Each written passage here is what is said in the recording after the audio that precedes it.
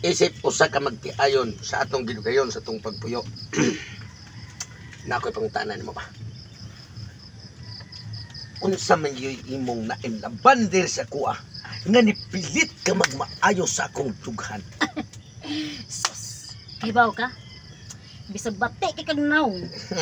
Bisag itom kayo ka. Bisag putot kay kastanan. Dako jud ka. Mo kay pareha tang ba? Dako kay kog buguman mo. Ambot lang kayo. Unsa man yoy imong nahigugman ako nganong nipikit og nipilit ka man diri sa ako. Kibaw ka, darling. Tungod anang imong bulitas. Kay kung wa pa na imong bulitas, agoy gibiyaan na giti ka. Pero kana mo gyud nakapadaw og paggilok sa ako. Gaan pagi ko. Wa gi ko masayop sa pagpataod ani.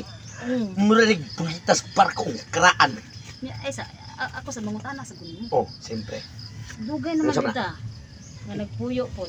Nya unsa man pod ang imuhang na inlaban ako nganong ni dugay mo jud kanako nga mura man kog Armalite tinaw pagkasaba. Unsa may imong nadugayan jud ako? Unsa na? Kanang pangutana, pati pa kanindot. Sulti ate ka. Gawas sa imong kaputot. Kasiksi sa imong lawas. Og ang kahumot sa imong buhok. Anda pa. Og ang imong kaanyag. Usa pa sad, ako na may bulitas. Ang ako yung nainlaban sa imuha. Imong habil puwa. Napay bulitas nagsimura. Iligligid diri sa konsimod. Mura kog mabugi og maigoan ang bulitasa.